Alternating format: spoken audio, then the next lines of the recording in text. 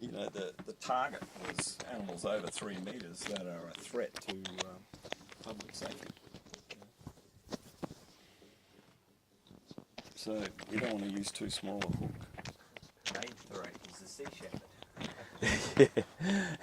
The organization, Sea Shepherd? What does that mean exactly? How are they a threat? Oh, they're not. They didn't threaten us at all. Is that what you meant by people There in was black? quite a bit of concern, actually. The police were, when we first undertook the whole exercise, the police, the WA police, were very concerned about activism, because there'd been some quite serious threats. People talk big. To the metropolitan, the proposed metropolitan operators, and Like what? the police. Oh, you What know, did they say they were going to do? harm. You know, physical harm to family and. Really? Yeah.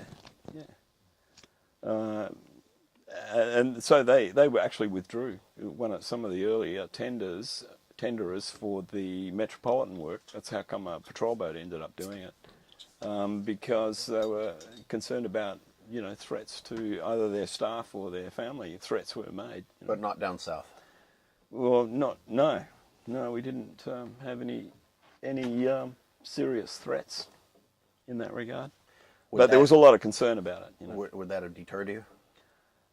Well, early in the piece, they'd pledged that they were going to be passive resistance, and I did the same thing. You know, I sort of pledged that our reactions would be passive too. So I think that kind of helped to diffuse the whole exercise. You know. And you know, we didn't go laying. You know, if we had baits missing from the gear or whatever, we didn't go laying blame. You know, making accusations or anything like that. We just put some more bait on the gear and carried on. You know. Is there? I mean, can animals remove the bait? Oh like yeah. that? Oh, and we were pretty sure that that's actually what was happening. You know, there was gannets and mutton birds working around the gear, and other small fish. We'd see small fish around the gear. So there's every chance. And the mackerel we were using early in the piece was quite a soft bait, so it wouldn't take much to deplete it quite rapidly. Even if the threats got serious, my understanding is that this was a pretty good job compensation-wise. Oh yeah, and you know, we'd made a commitment, so we'd be outside our contract. You know, we were contractors, and You would have been in breach of contract. Yeah, we'd made a commitment to do this, and the West Australian Police and the Fisheries Department and all of the relevant agencies were very, very supportive. You know, the police would call us every day if we had any issues, and their coverage and support was very, very good. So as a contractor, you were responsible for the cost of running this campaign. Yeah. And what's a daily cost between fuel, your deckhands, fuel, and crew, manning, fuel, bait, wear and tear on the vessel. so on? They were the major costs. If you were to break it down by a day, how much do you think it cost per day? Oh, $1,000 or more a day. Oh, really? Oh, yeah. And they were paying you around 6, is what I heard. No, 5. 5 a day. 5,000 plus GST, per day. As a tax. $4,000's not a bad. Sure. Yeah.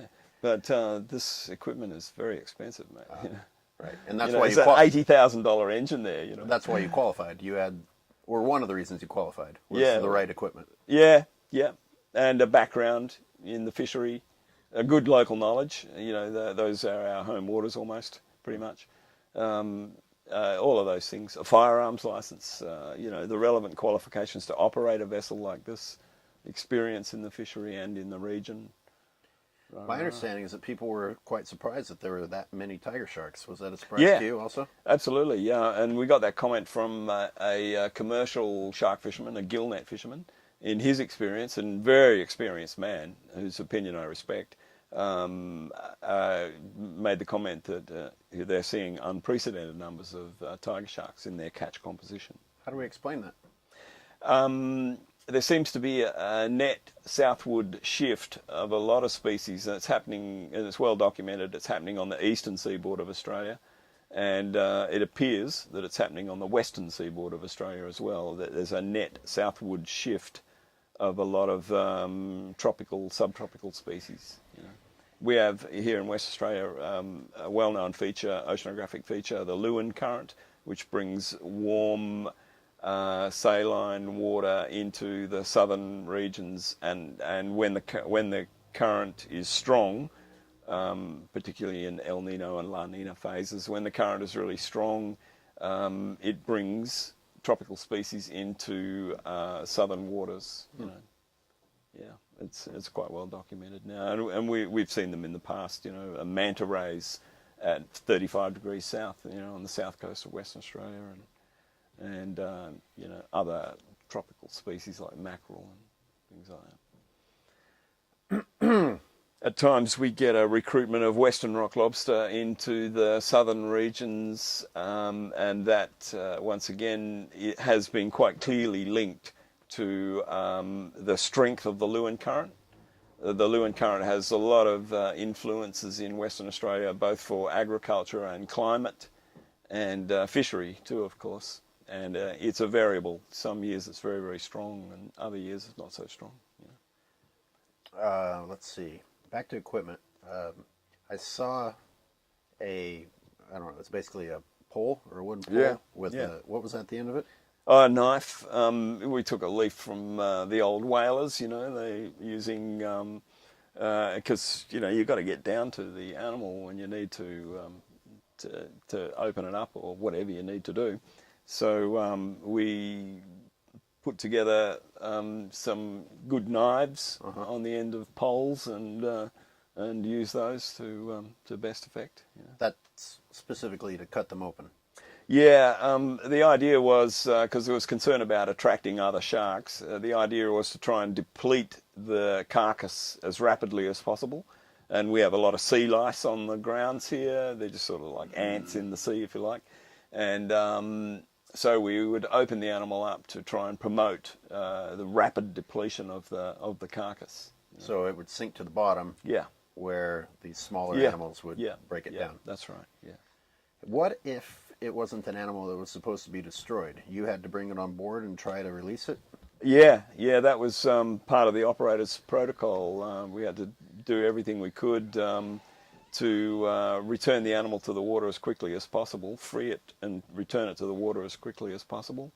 And once again, we set up a system on the boat, like with a ramp over the transom, so that we could winch the animal onto the deck and tag it. We put a tag in it, do some basic measurements on it, and get it back in the water as quickly as we could. And then we were to report the fact that we'd released a live animal at this location at this particular time.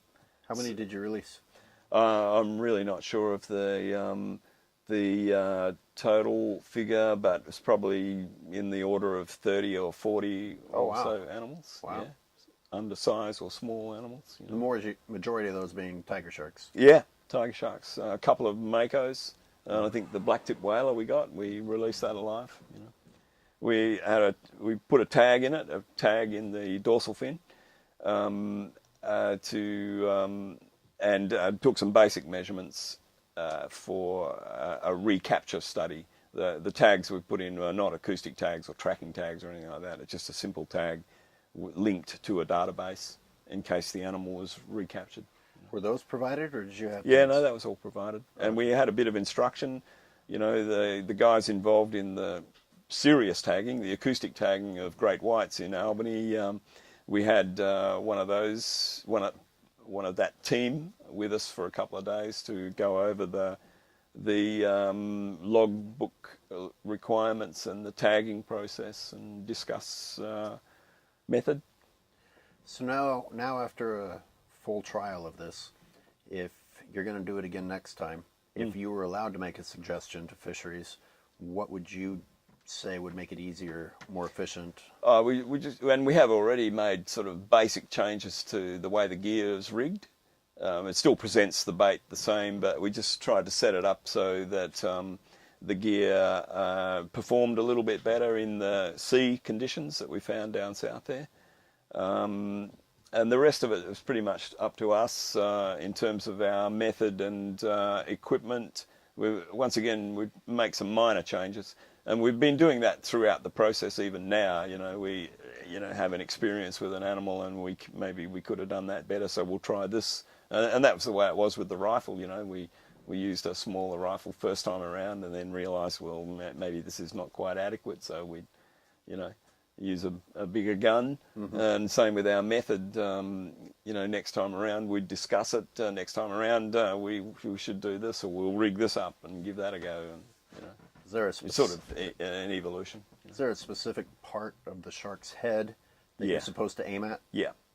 What is that? Oh, it's kind of like a triangle between the eyes, down towards the back of the eyes, and you've got a centre line, of course. Yeah, there's a specific spot, you know. If you were trained in the off season with a power head, would you use that, or do you still think a gun? I kind of lean towards a gun. A power head might be okay if you're actually in the water. I know some of the commercial divers actually equip themselves with power heads for that reason. You're actually in the water with the animal. We're not. We've got an elevated platform. And, you know, I still feel a little more comfortable with a long rifle. One of the first things I said to you is, what is it that you think the public doesn't understand about this campaign? I don't think they quite understand the depth of regulation involved in an exercise like this. You know, I think they might think that we're just, okay, you go and do this, but it's very closely regulated and clearly defined what we can and cannot do in regard to the environment and endangered species, and the whole purpose of the exercise. You know, public safety and mitigation. I don't know that the public do they really care about the finer points of, you know, we had to dispose of them within 3 miles, and you know, we could only work the gear 1,000 metres off the beach. Remind me why you had to do 3 miles? Because there's state and Commonwealth waters in Australia. You know, you have your state waters regulated by the states, and then your Commonwealth waters regulated by the Australian Commonwealth. And state waters extend to 3 miles offshore. And if you go into Commonwealth waters, then there would have been another set of regulation, different regulation, So it's probably to what the state paperwork. required. More paperwork to do. Yeah, more paperwork and more protocol, I guess. So you get as far to that 3 miles as possible, but not over it. Yeah, we go to 2.8 miles. Got it. 2.8 miles, and then in case we drifted, you know, whilst we were, you know, releasing the animal, you know, and opening it up, you know, no doubt we drift a little bit. So we left a little bit of scope there. So you made it through, no real problems? No real problems. It was the right time of year for doing that sort of work in terms of the operational aspects. It might not have been at the right time of the year for great whites, but... you mean weather-wise it was? Yeah, weather-wise, the late summer and autumn months in southern Australia are always relatively mild weather. We get a lot of wind in the summer here, especially on the south coast. You know, as the land heats up, it draws in a sea breeze, and it gets quite strong in the afternoons. You know. So I'm not sure I understand. If white sharks were what were raising all the concern, and it was known this isn't the right time of year for white sharks, what was the point? Well, you've got to start somewhere. You know, it's the first time it's been done in Western Australia, and it was all very much an exercise of trial. So it wasn't really about catching the right animal. It was just about getting used to the process? Yeah, and it wasn't necessarily... There's another thing I think the public didn't quite get. It was a body count doesn't actually sort of win the war. It's not about killing vast numbers of sharks, and this is what the activists are on about. They're suggesting that it's a slaughter, and we're out there to kill them all, but that's not the case at all. You know, it was only those animals that came within 1,000 metres of...